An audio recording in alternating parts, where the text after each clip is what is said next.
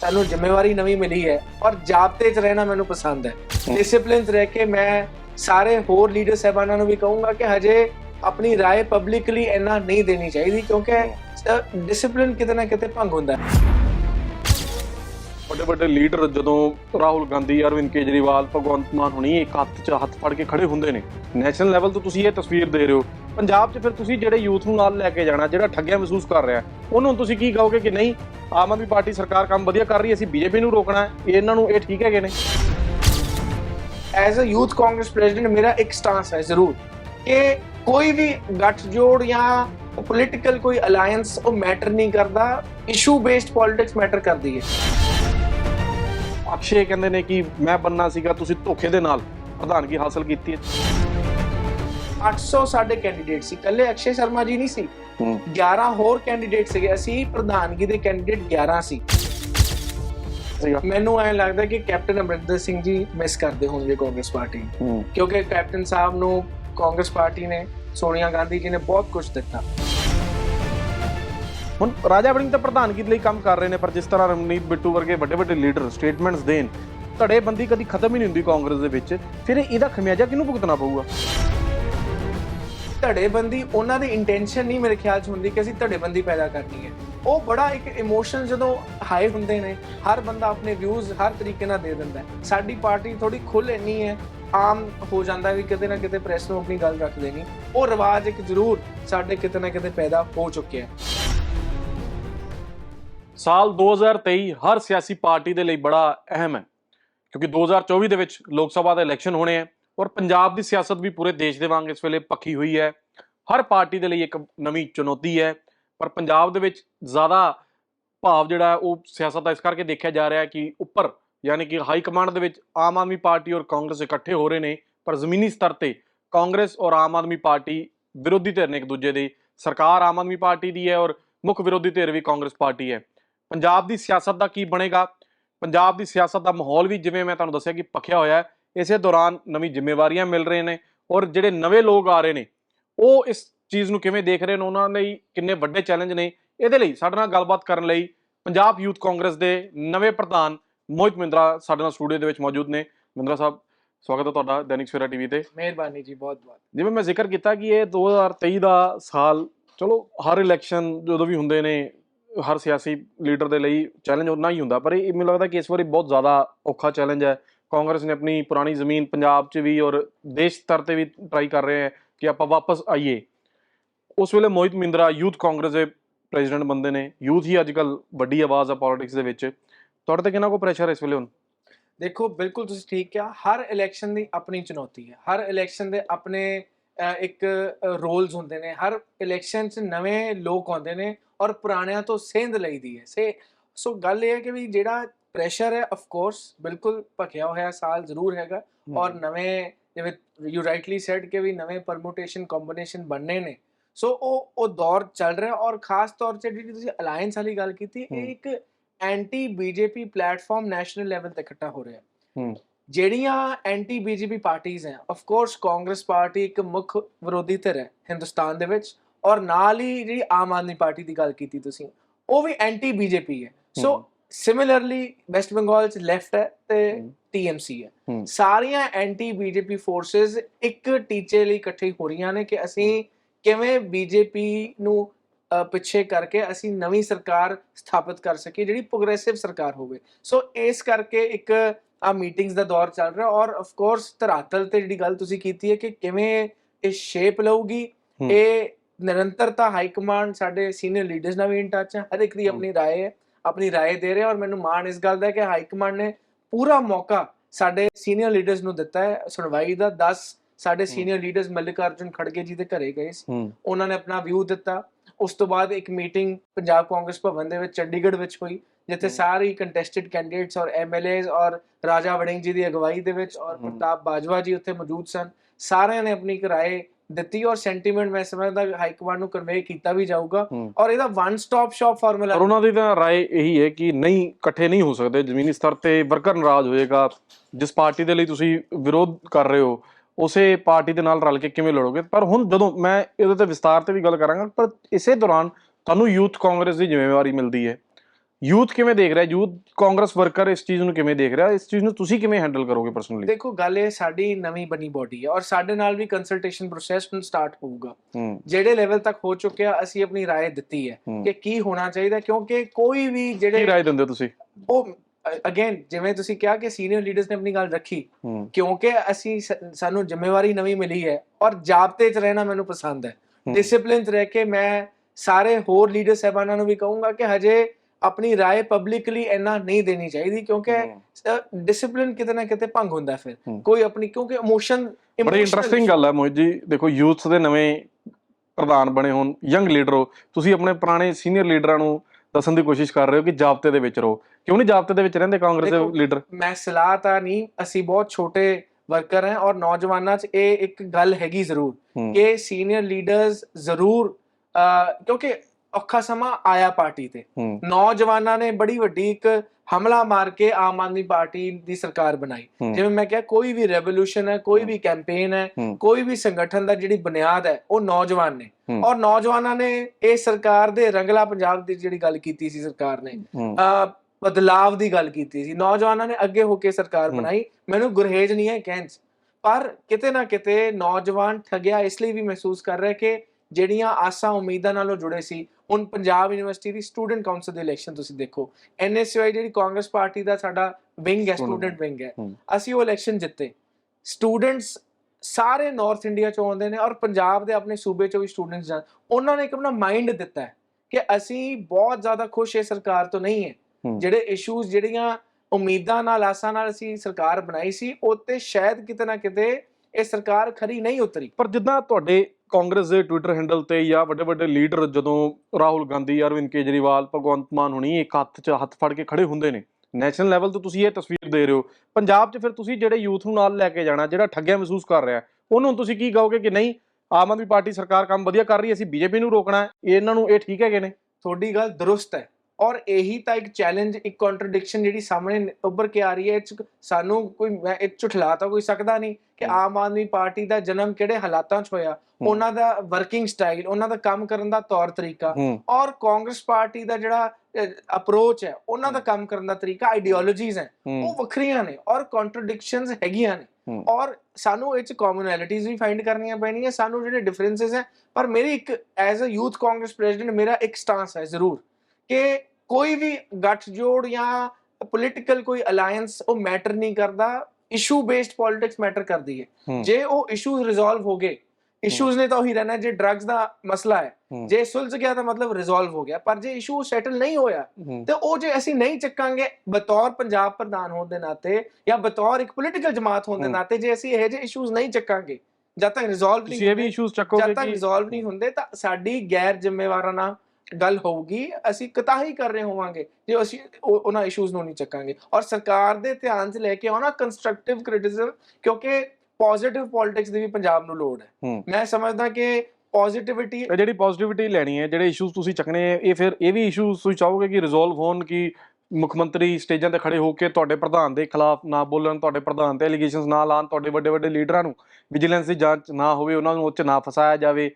ਇਹ ਵੀ ਇਸ਼ੂ ਹੋਊਗਾ ਤੁਹਾਡਾ? ਜਿਹੜੀ ਵਿਜੀਲੈਂਸ ਵਾਲੀ ਗੱਲ ਹੈ, ਉਹ ਤਾਂ ਇੱਕ ਕਾਂਗਰਸ ਪਾਰਟੀ ਦੇ ਲੀਡਰਸ ਨੂੰ ਹੀ ਕਿਉਂ ਉਦੋਂ ਟਾਰਗੇਟ ਕੀਤਾ ਗਿਆ। ਗੱਲ ਇਹ ਹੈ ਕਿ ਵੀ ਇਹ ਸਾਰੀਆਂ ਗੱਲਾਂ ਨੂੰ ਮੈਂ ਇੱਕ ਵਾਰ ਲਈ ਪਰੇ ਕਰ ਦੇਣਾ, ਪਰ ਇਸ਼ੂਜ਼ ਨੂੰ ਆਪਾਂ ਅੱਗੇ ਲੈ ਆਈਏ। ਸੋ ਉਸ ਇਸ਼ੂਜ਼ ਤੇ ਪਹਿਰਾ ਦੇਣਾ ਕਾਂਗਰਸ ਪਾਰਟੀ ਦਾ, ਔਰ ਬਤੌਰ ਯੂਥ ਕਾਂਗਰਸ ਪ੍ਰਧਾਨ ਸਾਡਾ ਕੰਮ ਹੋਊਗਾ, ਔਰ ਉਸੇ ਲਾਈਨ ਤੇ ਅਸੀਂ ਚੱਲਣਾ। ਯੈਸ, ਇਹ ਇਸ਼ੂ ਸਾਹਮਣੇ ਆ ਰਹੇ ਤਾਂ ਹੀ ਤਾਂ ਇੰਨੀ ਜੇ ਸਟਰੋਂਗ ਓਪੀਨੀਅਨੇਟਡ ਹੈ ਸਾਰੇ, ਕੋਈ ਹੱਕ ਦੀ ਗੱਲ ਕਰਦਾ, ਕੋਈ ਖਿਲਾਫ ਦੀ ਗੱਲ ਕਰਦਾ, ਸੋ ਸਾਰਿਆਂ ਤੇ, ਔਰ ਇਹ ਕੰਸਲਟੇਟਿਵ ਪ੍ਰੋਸੈਸ ਚੱਲ ਰਿਹਾ ਔਰ ਹਜੇ ਕੋਈ ਗੱਠਜੋੜ ਨਹੀਂ ਹੋਇਆ।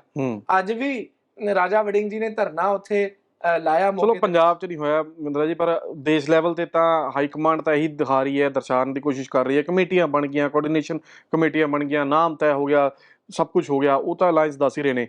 ਮੈਂ ਉਹੀ ਗੱਲ ਕਹਿ ਰਿਹਾ ਕਿ ਜਦੋਂ ਆਪਾਂ ਪੰਜਾਬ 'ਚ ਆ ਜਾਂਦੇ ਹਾਂ ਤਾਂ ਕਾਂਗਰਸ ਫਿਰ ਦੋ ਗੁੱਟਾਂ 'ਚ ਬਣਦੀ ਨਜ਼ਰ ਆ ਜਾਂਦੀ ਹੈ। ਰਵਨੀਤ ਬਿੱਟੂ ਸਟੇਟਮੈਂਟ ਦਿੰਦੇ ਨੇ ਕਿ ਜਿਨ੍ਹਾਂ ਨੂੰ ਅਲਾਈਅੰਸ ਪਸੰਦ ਨਹੀਂ ਉਹ ਬਾਹਰ ਚਲੇ ਜਾਣ। ਮੈਂ ਉਹਨਾਂ ਤੇ ਵੀ ਆਵਾਂਗਾ, ਤੁਹਾਡੇ ਤੋਂ ਉਹਨਾਂ ਤੋਂ ਵੀ ਸਵਾਲ ਪੁੱਛਦਾ, ਪਰ ਮੈਂ ਪਹਿਲੇ ਇਸ ਗੱਲ ਤੇ ਆਉਂਦਾ ਕਿ ਹਮੇਸ਼ਾ ਕਾਂਗਰਸ ਦੇ ਵਿੱਚ ਦੋ ਗੁੱਟ ਬਣੀ ਕਿਉਂ ਰਹਿੰਦੇ? ਜਦੋਂ ਮੋਹਿਤ ਮਹਿੰਦਰਾ ਪ੍ਰਧਾਨ ਬਣਦੇ ਨੇ ਤਾਂ ਵੀ ਦੋ ਗੁੱਟ ਨਜ਼ਰ ਆਉਂਦੇ ਨੇ। ਅਕਸ਼ੇ ਕਹਿੰਦੇ ਨੇ ਕਿ ਮੈਂ ਬਣਨਾ ਸੀਗਾ, ਤੁਸੀਂ ਧੋਖੇ ਦੇ ਨਾਲ ਪ੍ਰਧਾਨਗੀ ਹਾਸਲ ਕੀਤੀ ਹੈ, ਤੁਸੀਂ ਵੋਟਰ ਨੂੰ ਹੈਕ ਕਰਕੇ ਵੋਟਾਂ ਆਪਣੇ ਨਾਮ ਲਈਆਂ, ਤੁਸੀਂ ਆਪਣਾ ਇਨਫਲੂਐਂਸ ਵਰਤਿਆ, ਆਪਣੇ ਪਿਤਾ ਦਾ ਇਨਫਲੂਐਂਸ ਵਰਤਿਆ, ਤੁਸੀਂ ਸਾਰੇ ਐਮਐਲਏ ਜਿੰਨੇ ਵਰਕਰ ਸੀਗੇ ਉਹਨਾਂ ਦਾ ਇਨਫਲੂਐਂਸ ਵਰਤਿਆ, ਫਿਰ ਤੁਸੀਂ ਪ੍ਰਧਾਨ ਦੀ ਕੁਰਸੀ ਤੇ ਪਹੁੰਚੇ ਹੋ। ਇਹ ਗੱਲ ਮੈਂ ਸਮਝਦਾ ਅਕਸ਼ੇ ਜੀ ਨੇ ਕਿਤੇ ਵੀ ਨਹੀਂ ਆ ਗੱਲ ਕੀਤੀ। ਇਹ ਕੁਝ ਮੀਡੀਆ ਹਾਊਸਿਸ ਨੇ ਇਸ ਗੱਲ ਨੂੰ ਇਸ ਤਰੀਕੇ ਨਾਲ ਪੇਸ਼ ਕਰਨ ਦੀ ਜ਼ਰੂਰ ਇੱਕ ਕੋਸ਼ਿਸ਼ ਹੋਈ ਸੀ। ਉਦੋਂ ਇੱਕ ਗੱਲ ਹੋਈ ਸੀ ਕਿ ਉਹ ਅਕਸ਼ੇ ਸ਼ਰਮਾ ਜੀ ਪ੍ਰਤਾਪ ਬਾਜਵਾ ਜੀ ਨੂੰ ਕੋਲ ਗਏ ਸੀ ਔਰ ਉਸ ਮੀਡੀਆ ਹਾਊਸ ਨੇ ਦਿਖਾਤਾ ਕਿ ਰਾਜਾ ਵੜਿੰਗ ਜੀ ਔਰ ਪ੍ਰਤਾਪ ਬਾਜਵਾ ਜੀ 'ਚ ਕਿਤੇ ਕੋਈ ਤਕਰਾਰ ਹੈ। ਔਰ ਬੜੀ ਗੈਰ ਜ਼ਿੰਮੇਵਾਰਾਨਾ ਮੈਂ ਸਮਝਦਾ ਜਿਹੜੀ ਜਰਨਲਿਜ਼ਮ ਹੈ, ਮੈਂ ਕਹਿਣਾ ਨਹੀਂ ਚਾਹੁੰਦਾ, ਮੈਂ ਨਾ ਕਿਸੇ ਦੇ ਖਿਲਾਫ ਬੋਲਦਾ ਬਹੁਤਾ, ਪਰ ਬੜੀ ਇੱਕ ਗੈਰ ਜ਼ਿੰਮੇਵਾਰਾਨਾ ਜਰਨਲਿਜ਼ਮ ਦਾ ਇੱਕ ਨਮੂਨਾ ਉਹਨਾਂ ਨੇ ਦਿਖਾਇਆ ਸੀ। ਕਿਉਂਕਿ ਨਾ ਹੀ ਆ ਗੱਲਾਂ ਅਕਸ਼ੇ ਜੀ ਨੇ ਕਿਤੇ ਕੀਤੀਆਂ, ਨਾ ਹੀ ਇਹ ਗੱਲਾਂ ਉਹ ਡਿਨਾਈ ਨਹੀਂ ਕਰਦੇ ਸੀ, ਇਸ ਕਰਕੇ ਇਹ ਸਵਾਲ ਬਣ ਗਿਆ। ਇਸੇ ਕਰਕੇ ਮੈਂ ਸਵਾਲ ਕਰਦਾ ਪਿਆ। ਨਹੀਂ, ਮੈਂ ਇਹਦੇ 'ਚ ਮੈਂ ਐਂਗਲ ਕੀ ਉਹ ਮੈਂ ਤੁਹਾਨੂੰ ਦੱਸਣਾ ਚਾਹੁੰਦਾ। ਸਾਡੀ 4.5 ਲੱਖ ਨੌਜਵਾਨਾਂ ਨੇ ਭਰਤੀ ਮੈਂਬਰਸ਼ਿਪ ਲਈ ਹੈ ਪੰਜਾਬ ਯੂਥ ਕਾਂਗਰਸ ਦੀ। 24,000 ਬੂਥਾਂ ਤੇ ਪੰਜਾਬ ਦੇ ਤੇ ਮੈਂਬਰਸ਼ਿਪ ਪ੍ਰੋਸੈਸ ਚੱਲਿਆ ਔਰ 800 ਸਾਡੇ ਕੈਂਡੀਡੇਟ ਸੀ। ਇਕੱਲੇ ਅਕਸ਼ੇ ਸ਼ਰਮਾ ਜੀ ਨਹੀਂ ਸੀ, 11 ਹੋਰ ਕੈਂਡੀਡੇਟ ਸੀਗੇ। ਅਸੀਂ ਪ੍ਰਧਾਨਗੀ ਦੇ ਕੈਂਡੀਡੇਟ 11 ਸੀ। 29 ਸਾਡੇ ਜ਼ਿਲ੍ਹੇ ਨੇ ਆਰਗੇਨਾਈਜੇਸ਼ਨਲ ਡਿਸਟ੍ਰਿਕਟਸ ਜਿਨ੍ਹਾਂ ਦੇ ਉਹਨਾਂ ਦੀ ਪ੍ਰਧਾਨਗੀ ਸੀਗੀ। ਸਟੇਟ ਕਮੇਟੀ ਸੀ। ਕੁੱਲ ਮਿਲਾ ਕੇ 117 ਹਲਕਿਆਂ ਚੋਂ 29 ਜ਼ਿਲ੍ਹਿਆਂ ਚੋਂ ਸਟੇਟਸ ਚੋਂ 800 ਦੇ ਲਗਭਗ ਨੋਮੀਨੇਸ਼ਨਸ ਫਾਈਲ ਹੋਈਆਂ ਸੀ। ਇਹ ਇਕੱਲੀ ਮੇਰੀ ਇਲੈਕਸ਼ਨ ਨਹੀਂ ਸੀ, ਇਹ ਟੌਪ ਟੂ ਬਾਟਮ ਹਰ ਉਹ ਵਿਅਕਤੀ ਔਰ ਅੱਗੇ ਆ ਕੇ ਬੜੀ ਸੋਹਣੀ ਮੈਂਬਰਸ਼ਿਪ ਹੋਈ ਹੈ। ਹੁਣ ਜਿਹੜੇ ਲੋਕ ਇਸ ਗੱਲ ਤੋਂ ਘਬਰਾ ਰਹੇ ਸੀ ਵੀ ਆ ਇੱਕ ਪਾਸੇ ਉਹ ਕਹਿੰਦੇ ਸੀਨੀਅਰ ਲੀਡਰਸ ਕਾਂਗਰਸ ਪਾਰਟੀ ਛੱਡ ਕੇ ਜਾ ਰਹੇ ਹੈ, ਮੈਂ ਕਹਿੰਦਾ 4.5 ਲੱਖ ਨੌਜਵਾਨਾਂ ਨੇ ਕਾਂਗਰਸ ਪਾਰਟੀ ਦਾ ਪੱਲਾ ਫੜਿਆ, ਕਾਂਗਰਸ ਪਾਰਟੀ ਦੀ ਮੈਂਬਰਸ਼ਿਪ ਲਈ ਹੈ। ਇਹ ਉਮੀਦ ਦੀ ਕਿਰਨ ਹੈ। ਜਿਵੇਂ 1977 ਚ ਕਾਂਗਰਸ ਵਾਈਪ ਆਊਟ ਹੋਈ ਸੀ ਔਰ ਯੂਥ ਕਾਂਗਰਸ ਸਪੇਸ ਲਈ ਸੀ, ਸਾਡਾ ਵੀ ਸੁਪਨਾ ਹੈ ਕਿ ਅਸੀਂ ਉਹ ਰੋਲ ਅਦਾ ਕਰ ਸਕੀਏ ਔਰ ਕਾਂਗਰਸ ਪਾਰਟੀ ਨੂੰ ਤਗੜਾ ਕਰ ਸਕੀਏ। ਔਰ ਮੈਂ ਸਮਝਦਾ ਜਿਹੜੇ ਨਾਮ ਤੁਸੀਂ ਲਏ ਨੇ ਇਹ ਸਾਰੇ ਰਾਹੁਲ ਗਾਂਧੀ ਜੀ ਨੂੰ ਤਗੜਾ ਕਰਨਾ ਚਾਹੁੰਦੇ ਨੇ। ਉਹਨਾਂ ਦੇ ਇਸ ਵਿਜ਼ਨ ਨੂੰ ਉਹਨਾਂ ਨੂੰ ਪ੍ਰਧਾਨ ਮੰਤਰੀ ਦੇਖਣਾ ਚਾਹੁੰਦੇ ਔਰ ਕਾਂਗਰਸ ਪਾਰਟੀ ਨੂੰ ਤਗੜਾ ਕਰਨਾ ਚਾਹੁੰਦੇ ਆ। ਔਰ ਅਸੀਂ ਸਾਰੇ, ਮੈਂ ਬੜਾ ਜ਼ਿੰਮੇਵਾਰ ਤੌਰ ਤੇ ਮੈਂ ਕਹਿਣਾ ਚਾਹੁੰਦਾ, ਅਸੀਂ ਸਾਰੇ ਨੌਜਵਾਨ ਇੱਕ ਪਲੇਟਫਾਰਮ, ਸਾਰੇ ਨੌਜਵਾਨ ਤੁਸੀਂ ਇਕੱਠੇ ਹੋ, ਚਾਹੇ ਅਕਸ਼ੇ ਸ਼ਰਮਾ ਨੇ ਚਾਹੇ ਉਦਵੀਰ ਢਿੱਲੋਂ ਨੇ, ਸਭ ਤੁਸੀਂ ਇਕੱਠੇ ਹੋ ਐਬਸੋਲੂਟਲੀ ਆਪਸ ਵਿੱਚ ਡਿਸਕਸ਼ਨ ਕਰਦੇ ਰਹਿੰਦੇ ਹੋ ਜੋ ਯੂਥ ਦੇ ਪ੍ਰੋਗਰਾਮ ਨੇ। ਰੋਲਸ ਅਸੀਂ ਸਾਰਿਆਂ ਨੂੰ ਦਿੱਤੇ ਗਏ ਨੇ, ਆਈਵਾਈਸੀ ਵੱਲੋਂ ਰੋਲਸ ਦਿੱਤੇ ਗਏ ਨੇ, ਮੇਰੇ ਵੱਲੋਂ ਰੋਲਸ ਦਿੱਤੇ ਗਏ ਨੇ। ਸਾਡੇ ਇੱਕ ਪ੍ਰਕਿਰਿਆ ਹੈ, ਜਿਵੇਂ ਵੱਡੀ ਕਾਂਗਰਸ ਇੰਚਾਰਜ ਲੱਗਦੇ ਸਾਡੇ ਵੀ ਇੰਚਾਰਜ ਹੁੰਦੇ ਨੇ। ਅਸੀਂ ਜ਼ਿਲ੍ਹੇ ਵੀ ਇੰਚਾਰਜ ਲਾ ਕੇ, ਤੁਸੀਂ ਲਿਸਟ ਵੀ ਅਸੀਂ ਰਿਲੀਜ਼ ਕੀਤੀ ਸੀ ਪ੍ਰੈਸ ਨੂੰ, ਜਾਂ ਤੁਸੀਂ ਕੋਈ ਵੀ ਸੋਸ਼ਲ ਮੀਡੀਆ ਹੈਂਡਲ ਚੱਕ ਕੇ ਠੀਕ ਹੈ ਸਭ ਕੁਝ ਐਬਸੋਲੂਟਲੀ। ਬਹੁਤ ਕਹਿੰਦੇ ਤੁਸੀਂ ਦਰਬਾਰ ਸਾਹਿਬ ਮੱਥਾ ਟੇਕਣ ਗਏ ਸੀਗੇ ਪ੍ਰਧਾਨ ਬਣਨ ਤੋਂ ਬਾਅਦ, ਉਦੋਂ ਵੀ ਬਹੁਤ ਜ਼ਿਆਦਾ ਜਿਸ ਤਰ੍ਹਾਂ ਪ੍ਰਧਾਨ ਦਾ ਸਵਾਗਤ ਹੋਣਾ ਚਾਹੀਦਾ ਸੀ ਉਸ ਤਰ੍ਹਾਂ ਸਵਾਗਤ ਨਹੀਂ ਹੋਇਆ। ਅਕਸ਼ੇ ਸ਼ਰਮਾ ਦਾ ਇੱਕ ਗੜ ਮੰਨਿਆ ਜਾਂਦਾ ਅੰਮ੍ਰਿਤਸਰ ਦੇ ਵਿੱਚ, ਗੱਲਾਂ ਇਦਾਂ ਦੀ ਉੱਠਦੀਆਂ ਨੇ, ਤੁਸੀਂ ਕਲੈਰਿਟੀ ਦਿਓ ਕਿ ਠੀਕ ਹੈ ਸਭ ਕੁਝ ਕਾਂਗਰਸ ਦੇ ਵਿੱਚ, ਯੂਥ ਕਾਂਗਰਸ ਹਰ ਥਾਂ ਤੇ ਇੱਕ ਸ਼ੋਅ ਆਫ ਸਟਰੈਂਥ ਦੀ ਗੱਲ ਨਹੀਂ। ਇਹ ਇੱਕ ਮੇਰਾ ਪਰਸਨਲ ਵਿਜ਼ਿਟ ਇੱਕ ਤਰੀਕੇ ਨਾਲ ਸੀਗੀ ਜਿੱਥੇ ਮੈਂ ਨਤਮਸਤਕ ਹੋ ਕੇ ਪਰਮਪਿਤਾ ਪਰਮਾਤਮਾ ਤੋਂ ਅਰਦਾਸ ਔਰ ਉਹਨਾਂ ਦੇ ਚਰਨਾਂ 'ਚ ਜਾ ਕੇ ਮੱਥਾ ਟੇਕਣਾ ਚਾਹੁੰਦਾ ਸੀ।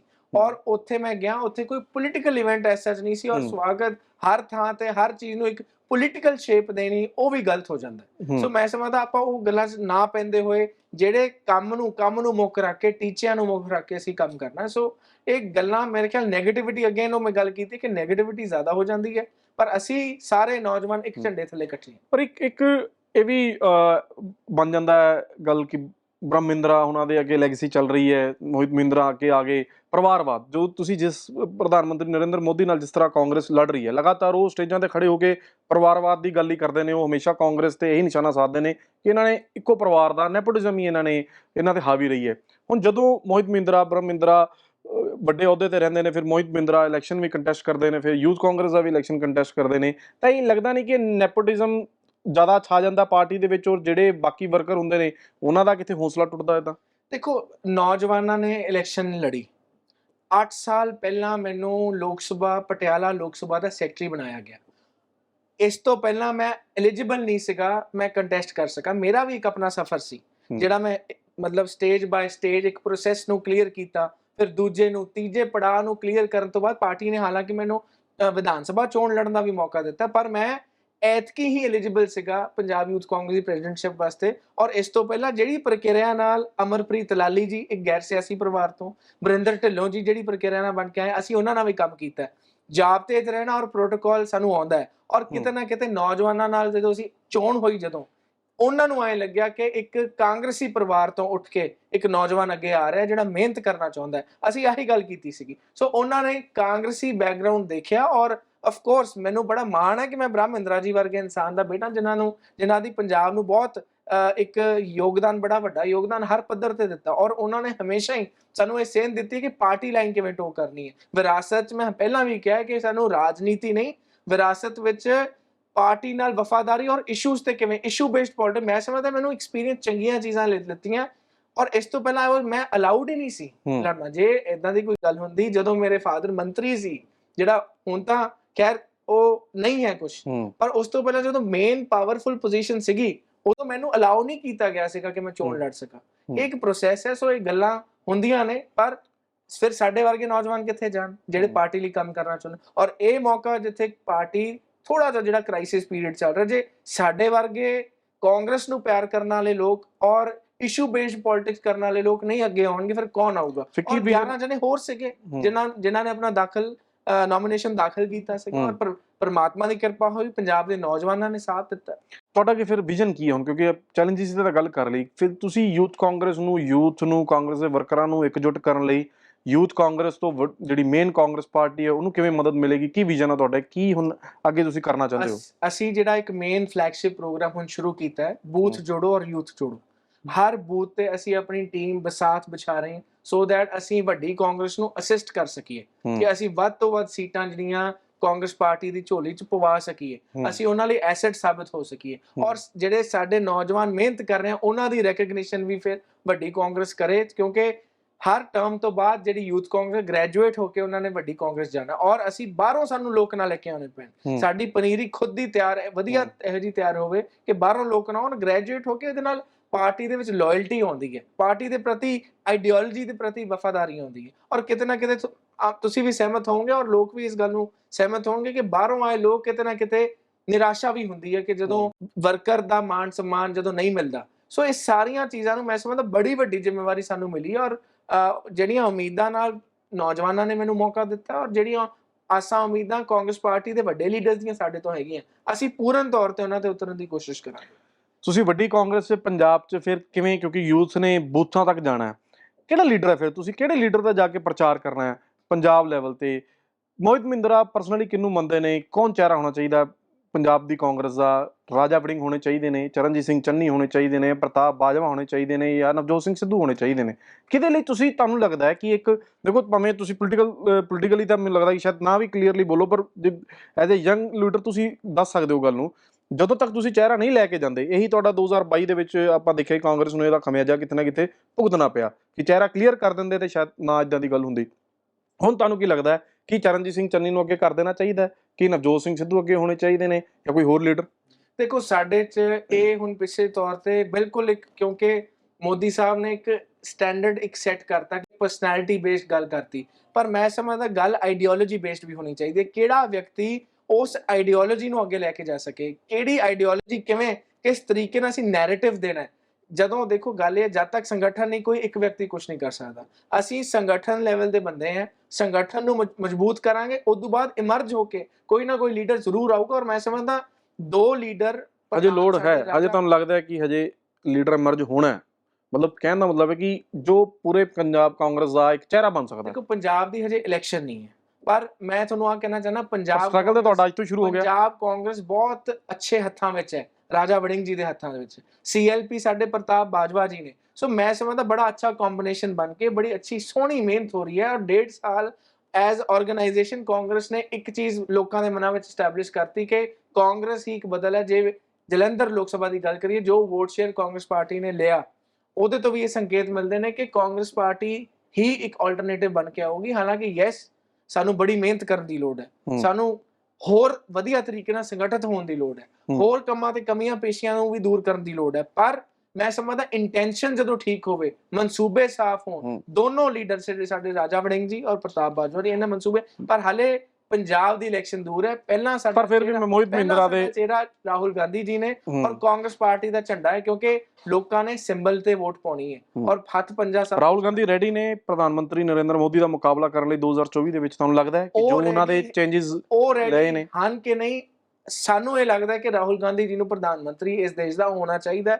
ਜੋ ਰਾਹੁਲ ਗਾਂਧੀ ਜੀ ਦੀ ਭਾਰਤ ਜੋੜੋ ਯਾਤਰਾ ਦਾ ਰਿਸਪੌਂਸ ਸੀਗਾ, ਜੋ ਉਹਨਾਂ ਦਾ ਮੈਸੇਜ ਸੀਗਾ, ਖਾਸ ਤੌਰ ਤੇ ਉਹ ਲਾਈਨ ਜਿਹਨੇ ਕਿਹਾ ਵੀ ਨਫ਼ਰਤ ਕੇ ਬਾਜ਼ਾਰ में मोहब्बत की दुकान, बहुत ਵੱਡਾ ਮੈਸੇਜ ਹੈ। ਤਾਂ ਹੀ ਮੈਂ ਕਹਿ ਰਿਹਾ ਪੋਜ਼ਿਟਿਵਿਟੀ ਸਾਡੇ ਕੰਟਰੀ ਵਿੱਚ ਪੋਜ਼ਿਟਿਵ ਪੋਲਿਟਿਕਸ ਲੈ ਕੇ ਆਉਣ ਦੀ ਬੜੀ ਲੋੜ ਹੈ। ਪਰ ਦੂਜੇ ਬੜਾ ਪਾਸੇ ਇੱਕ ਮੈਨੂੰ ਮਾਹੌਲ ਦੂਸ਼ਿਤ ਹੋਇਆ ਦੂਜੇ ਪਿਆ। ਪਾਸੇ ਪ੍ਰਧਾਨ ਮੰਤਰੀ ਮੋਦੀ ਕਹਿੰਦੇ ਕਿ ਮੈਂ ਤਾਂ ਪੂਰੀ ਦੁਨੀਆ ਦੇ ਵਿੱਚ ਇੰਡੀਆ ਦਾ ਨਾਮ ਉਹਨਾਂ ਦੇ ਬੀਜੇਪੀ ਤਾਂ ਇਹੀ ਪ੍ਰਚਾਰ ਕਰ ਰਹੀ ਕਿ ਇੰਡੀਆ ਦਾ ਨਾਮ ਉਹਨਾਂ ਦੇ ਕਰਕੇ ਵੱਧ ਗਿਆ। G20 ਦੇ ਤੁਸੀਂ ਦੇਖੋ ਜਾਂ ਅੱਗੇ ਰਾਮ ਮੰਦਿਰ ਵੀ ਬਣਨ ਜਾ ਰਿਹਾ ਤੇ ਉਹ ਤਾਂ ਹਰ ਇਸ਼ੂ ਨੂੰ ਉਹਨਾਂ ਨੇ ਦਿਖਾਇਆ, ਪਬਲਿਕਲੀ ਕੀਤਾ ਔਰ ਉਹ ਦੱਸ ਰਹੇ ਨੇ ਕਿ ਆਪਾਂ ਕਰਕੇ ਦਿਖਾਤਾ ਪਿਛਲੇ 10 ਸਾਲਾਂ ਦੇ ਵਿੱਚ। ਫਿਰ ਕਿਵੇਂ ਟੈਕਲ ਹੋਏਗਾ ਕਿ ਭਾਰਤ ਜੋੜੋ ਯਾਤਰਾ ਇਨਫ ਸੀਗੀ ਰਾਹੁਲ ਗਾਂਧੀ ਦੀ, ਪ੍ਰਧਾਨ ਮੰਤਰੀ ਮੋਦੀ ਦਾ ਜੋ ਅਜੇ ਵੀ ਪਪੂਲੈਰਿਟੀ ਜੋ ਉਹਨਾਂ ਦੀ ਬਣੀ ਪਈ ਹੈ ਉਸ ਪਪੂਲੈਰਿਟੀ ਨੂੰ ਡਿਕਲਾਈਨ ਲਿਆਉਣ ਵਾਸਤੇ?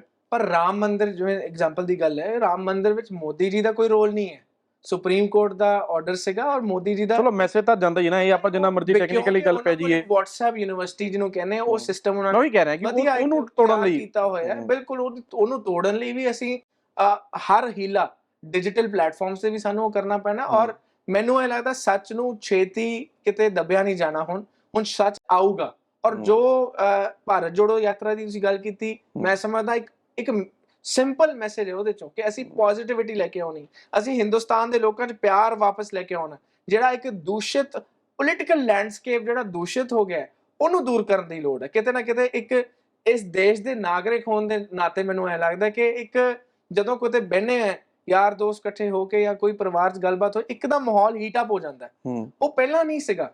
ਅਸੀਂ ਵੱਡੇ ਹੋਏ ਆ, ਸਿਆਸੀ ਪਰਿਵਾਰ 'ਚ ਵੱਡੇ ਹੋਏ ਆ ਜਾਂ ਹੋਰ ਸਮਾਜ ਵਿੱਚ ਜਦੋਂ ਵਿਚਰਦੇ ਸੀ, ਬੜਾ ਖੁੱਲੇ ਤੌਰ ਤੇ ਹਰ ਤਰ੍ਹਾਂ ਦੀ ਡਿਸਕਸ਼ਨ ਹੋ ਜਾਂਦੀ ਸੀਗੀ। ਪਰ ਹੁਣ ਤੁਸੀਂ ਪਾਰਲੀਮੈਂਟ 'ਚ ਹੀ ਦੇਖੋ, ਮਾੜਾ ਜਿਹਾ ਕੋਈ ਬੋਲਦਾ ਤੇ ਦੂਜੀ ਤੇ ਰੁੱਟ ਕੇ ਉਹਨੂੰ ਕੋਸਣ ਲੱਗ ਜਾਂਦੀ ਹੈ। ਮਤਲਬ ਜਿਹਨੂੰ ਕਹਿੰਦੇ ਇੱਕ ਸਟੇਟਸਮੈਨਸ਼ਿਪ ਮਿਸਿੰਗ ਹੈ। ਉਹਦੇ ਲਈ ਮੈਂ ਸਮਝਦਾ ਟੌਪ ਤੋਂ ਮੈਸੇਜ ਆਉਣਾ ਬੜਾ ਜ਼ਰੂਰੀ ਹੈ। ਔਰ ਟੌਪ ਤੋਂ ਅਫਸੋਸ ਦੀ ਗੱਲ ਹੈ ਮੋਦੀ ਸਾਹਿਬ ਉਹ ਮੈਸੇਜ ਦੇ ਨਹੀਂ ਪਾ ਰਹੇ, ਇੱਕ ਸਟੇਟਸਮੈਨ ਵਜੋਂ ਉੱਭਰ ਕੇ ਨਹੀਂ ਆ ਪਾ ਰਹੇ। ਇੱਕ ਹੋਰ ਸਵਾਲ ਹੈ, ਕੈਪਟਨ ਅਮਰਿੰਦਰ ਸਿੰਘ ਨੂੰ ਮਿਸ ਕਰਦੇ ਹੋ? ਮੋਤੀ ਮਹਿਲ ਦੇ ਸਾਹਮਣੇ ਸ਼ਾਇਦ ਤੁਹਾਡਾ ਘਰ ਹੈ, ਬੜੇ ਵੱਡੇ ਲੀਡਰ ਸੀਗੇ। ਹੁਣ ਜਿਵੇਂ ਤੁਸੀਂ ਕਹਿ ਰਹੇ ਹੋ ਕਿ ਲੀਡਰ ਐਮਰਜ ਹੋਣ ਦੀ ਲੋੜ ਹੈ ਅਜੇ, ਤੇ ਕੈਪਟਨ ਅਮਰਿੰਦਰ ਸਿੰਘ ਇੱਕ ਟਾਈਮ ਤੇ ਚਿਹਰਾ ਸੀਗੇ, ਉਦੋਂ ਹੀ ਤੁਹਾਡੇ ਫਾਦਰ ਵੀ ਸੈਕਿੰਡ ਪੋਜੀਸ਼ਨ ਤੇ ਹੁੰਦੇ ਸੀਗੇ। ਮਿਸ ਕਰਦੇ ਹੋ ਕਿ ਲੱਗਦਾ ਐਜ਼ ਏ ਯੰਗ ਲੀਡਰ ਕਿ ਕੈਪਟਨ ਅਮਰਿੰਦਰ ਸਿੰਘ ਦੇ ਕੱਦ ਵਰਗਾ ਲੀਡਰ ਹੋਣਾ ਚਾਹੀਦਾ ਸੀਗਾ? ਮੈਨੂੰ ਐਂ ਲੱਗਦਾ ਕਿ ਕੈਪਟਨ ਅਮਰਿੰਦਰ ਸਿੰਘ ਜੀ ਮਿਸ ਕਰਦੇ ਹੋਣਗੇ ਕਾਂਗਰਸ ਪਾਰਟੀ ਨੂੰ, ਕਿਉਂਕਿ ਕੈਪਟਨ ਸਾਹਿਬ ਨੂੰ ਕਾਂਗਰਸ ਪਾਰਟੀ ਨੇ, ਸੋਨੀਆ ਗਾਂਧੀ ਜੀ ਨੇ ਬਹੁਤ ਕੁਝ ਦਿੱਤਾ, 2 ਵਾਰ ਮੁੱਖ ਮੰਤਰੀ ਬਣਾਇਆ, ਕਿੰਨੇ ਸਾਲ, ਮੇਰੇ ਖਿਆਲ 2 ਦਹਾਕਿਆਂ ਦੇ ਨੇੜੇ ਪੰਜਾਬ ਕਾਂਗਰਸ ਦਾ ਪ੍ਰੈਜ਼ੀਡੈਂਟ ਬਣਾਇਆ। ਸੋ ਜਿਹੜੀ ਮਿਸ ਕਰਨ ਦੀ ਗੱਲ ਹੈ ਸ਼ਾਇਦ ਉਹਨਾਂ ਨੂੰ, ਔਰ ਬੀਜੇਪੀ 'ਚ ਮੈਂ ਸਮਝਦਾ ਕਿਤੇ ਨਾ ਕਿਤੇ ਉਪਰਾਪਨ ਉਹਨਾਂ ਨੂੰ ਬਿਲਕੁਲ ਲੱਗ ਰਿਹਾ ਹੋਊਗਾ ਔਰ ਮਿਸ ਉਹ ਕਰਦੇ ਹੋਣਗੇ, ਕਿਉਂਕਿ ਹੁਣ ਚਲੋ ਉਹ ਸਮਾਂ ਬੀਤ ਗਿਆ ਔਰ ਪੋਲੀਟੀਕਲ ਲੈਂਡਸਕੇਪ ਵੀ ਚੇਂਜ ਹੋ ਰਿਹਾ ਔਰ ਇਹ ਹੁਣ ਪੁਰਾਣੀਆਂ ਗੱਲਾਂ ਹੋ ਗਈਆਂ। ਹੁਣ ਨਵੇਂ ਤਰੀਕੇ ਨਾਲ ਕਾਂਗਰਸ ਪਾਰਟੀ ਚੱਲ ਰਹੀ ਹੈ ਔਰ ਪ੍ਰਧਾਨ ਰਾਜਾ ਵੜਿੰਗ ਜੀ ਨੇ ਜਿਸ ਤਰੀਕੇ ਨਾਲ ਸਾਰਾ ਢਾਂਚੇ ਬਣਾਤੇ, ਸਾਡੇ ਸੰਗਠਨ ਨੂੰ ਤਕੜਾ ਕਰ ਲਿਆ, ਸਾਡੇ ਜ਼ਿਲ੍ਹਾ ਪ੍ਰਧਾਨ ਅਪਾਇੰਟ ਹੋ ਗਏ, ਉਹ ਵਰਕਰ ਜਿਨ੍ਹਾਂ ਦੇ ਹੱਥ ਵਿੱਚ ਜ਼ਿੰਮੇਵਾਰੀ ਹੋਣੀ ਚਾਹੀਦੀ ਹੈ ਕਾਂਗਰਸ ਪਾਰਟੀ ਦੇ ਪ੍ਰਤੀ, ਜਿਨ੍ਹਾਂ ਦੀ ਵਫਾਦਾਰੀ ਹੈ, ਕਿਉਂਕਿ ਲਾਇਲਟੀ ਔਰ ਡਿਸਪਲਿਨ 2 ਗੱਲਾਂ ਬਹੁਤ ਜ਼ਿਆਦਾ ਜ਼ਰੂਰੀ ਨੇ ਕਿਸੇ ਵੀ ਸੰਗਠਨ ਵਾਸਤੇ। ਪ੍ਰਧਾਨਗੀ ਦੀ ਗੱਲ ਤਾਂ ਤੁਸੀਂ ਪ੍ਰਧਾਨ ਸਾਹਿਬ ਤੁਸੀਂ ਦੱਸਤਾ ਕਿ ਤੁਸੀਂ ਵੀ ਬੂਥ ਲੈਵਲ ਤੱਕ ਜਾ ਰਹੇ ਹੋ, ਰਾਜਾ ਵੜਿੰਗ ਵੀ ਜਾ ਰਹੇ ਨੇ। ਔਰ ਜਿਹੜੀ ਗੱਲ ਮੈਨੂੰ ਇਸ ਇੰਟਰਵਿਊ ਦੇ ਵਿੱਚ ਬੜੀ ਇੰਟਰਸਟਿੰਗ ਲੱਗੀ, ਤੁਸੀਂ ਆਪ ਕਹਿ ਰਹੇ ਹੋ ਕਿ ਸੀਨੀਅਰ ਲੀਡਰਸ ਨੂੰ ਜ਼ਾਬਤੇ ਦੇ ਵਿੱਚ ਰਹਿਣਾ ਚਾਹੀਦਾ ਹੈ। ਮੈਂ ਗੱਲ ਜਿਵੇਂ ਵਿੱਚ ਆਪਾਂ ਛੱਡੀ ਸੀਗੀ ਰਮਨੀਤ ਬਿੱਟੂ, ਹੁਣ ਰਾਜਾ ਵੜਿੰਗ ਤਾਂ ਪ੍ਰਧਾਨਗੀ ਲਈ ਕੰਮ ਕਰ ਰਹੇ ਨੇ, ਪਰ ਜਿਸ ਤਰ੍ਹਾਂ ਰਮਨੀਤ ਬਿੱਟੂ ਵਰਗੇ ਵੱਡੇ ਵੱਡੇ ਲੀਡਰ ਸਟੇਟਮੈਂਟਸ ਦੇਣ, ਧੜੇਬੰਦੀ ਕਦੀ ਖਤਮ ਹੀ ਨਹੀਂ ਹੁੰਦੀ ਕਾਂਗਰਸ ਦੇ ਵਿੱਚ, ਫਿਰ ਇਹਦਾ ਖਮਿਆਜਾ ਕਿਹਨੂੰ ਭੁਗਤਣਾ ਪਊਗਾ? ਦੇਖੋ ਗੱਲ ਇਹ ਹੈ ਕਿ ਇਹਨੂੰ ਧੜੇਬੰਦੀ ਨਹੀਂ ਆਪਾਂ ਕਹਿ ਸਕਦੇ, ਹਰ ਬੰਦੇ ਦੇ ਇਮੋਸ਼ਨਸ ਇਨਵੋਲਵਡ। ਇਹਨੂੰ ਹਰ ਵਾਰੀ ਕਾਂਗਰਸੀ ਡੈਮੋਕ੍ਰੇਸੀ ਕਹਿ ਕੇ ਇਹ ਕਹਿ ਤੇ ਦਿੰਦੀ ਹੈ ਕਿ ਇਹ ਡੈਮੋਕ੍ਰੈਟਿਕ ਪਾਰਟੀ ਹੈ, ਇਹ 'ਚ ਹਰ ਬੰਦਾ ਆਪਣਾ ਵਿਚਾਰ ਰੱਖ ਸਕਦਾ, ਪਰ ਉਹਦਾ ਨੁਕਸਾਨ ਕਾਂਗਰਸ ਨੂੰ ਹੁੰਦਾ ਹੈ ਸਾਹਿਬ। ਤੁਸੀਂ ਕੁਝ ਬਹੁਤ ਹੱਦ ਤੱਕ ਤੁਸੀਂ ਠੀਕ ਕਹਿ ਰਹੇ ਹੋ। ਮੈਂ ਗੱਲ ਕੰਪਲੀਟ ਕਰ ਲਾਂ। ਗੱਲ ਇਹ ਹੈ ਕਿ ਵੀ ਇਹ ਧੜੇਬੰਦੀ ਉਹਨਾਂ ਦੀ ਇੰਟੈਂਸ਼ਨ ਨਹੀਂ ਮੇਰੇ ਖਿਆਲ 'ਚ ਹੁੰਦੀ ਕਿ ਅਸੀਂ ਧੜੇਬੰਦੀ ਪੈਦਾ ਕਰਨੀ ਹੈ। ਉਹ ਬੜਾ ਇੱਕ ਇਮੋਸ਼ਨ ਜਦੋਂ ਹਾਈ ਹੁੰਦੇ ਨੇ, ਹਰ ਬੰਦਾ ਆਪਣੇ ਵਿਊਜ਼ ਹਰ ਤਰੀਕੇ ਨਾਲ ਦੇ ਦਿੰਦਾ। ਸਾਡੀ ਪਾਰਟੀ ਥੋੜੀ ਖੁੱਲ੍ਹ ਇੰਨੀ ਹੈ, ਆਮ ਹੋ ਜਾਂਦਾ ਵੀ ਕਿਤੇ ਨਾ ਕਿਤੇ ਪ੍ਰੈਸ ਨੂੰ ਆਪਣੀ ਗੱਲ ਰੱਖ ਦੇਣੀ। ਉਹ ਰਿਵਾਜ ਇੱਕ ਜ਼ਰੂਰ ਸਾਡੇ ਕਿਤੇ ਨਾ ਕਿਤੇ ਪੈਦਾ ਹੋ ਚੁੱਕਿਆ। ਉਹ ਮੈਂ ਸਮਝਦਾ ਇੱਕ ਨੌਜਵਾਨ ਵਰਕਰ ਹੋਣ ਦੇ ਨਾਤੇ ਮੈਂ ਸਮਝਦਾ ਉਹ ਜਾਬਤਾ ਦੁਬਾਰਾ ਕਾਇਮ ਹੋਣਾ ਕਿਤੇ ਬੜਾ ਜ਼ਰੂਰੀ ਹੈ। ਤਾਂ ਉਹ ਬਿਹਤਰੀ ਹੋਊਗੀ ਪਾਰਟੀ ਵਾਸਤੇ ਜੇ ਸਾਰੇ ਸੰਗਠਿਤ ਹੋ ਕੇ ਇੱਕ ਗੱਲ ਕਰਨ। ਔਰ ਹਾਈਕਮਾਂਡ ਇਹ ਜੀ ਗੱਲ ਨਹੀਂ ਹੈ ਕਿ ਉਹ ਸੁਣਵਾਈ ਨਹੀਂ ਕਰਦੀ, ਹਾਈਕਮਾਂਡ ਸਭ ਦੀ। ਪਰ ਰਵਨੀਤ ਬਿੱਟੂ ਦੀ ਸਟੇਟਮੈਂਟ ਤਾਂ ਲੱਗਦਾ ਕਿ ਠੀਕ ਹੈ ਕਿ ਉਹ ਕਹਿ ਰਹੇ ਨੇ ਕਿ ਪ੍ਰਤਾਪ ਬਾਜਵਾ ਔਰ ਰਾਜੇ ਵੜਿੰਗ ਨੂੰ ਕਿ ਜੇ ਉਹਨਾਂ ਨੂੰ ਜੇ ਨਹੀਂ ਮੰਨੀ ਹਾਈਕਮਾਂਡ ਦੀ ਗੱਲ, ਅਲਾਈਅੰਸ ਨਹੀਂ ਕਰਨਾ ਤਾਂ ਆਪਣੀ ਆਪਣੀ ਪੋਜੀਸ਼ਨ ਛੱਡੋ।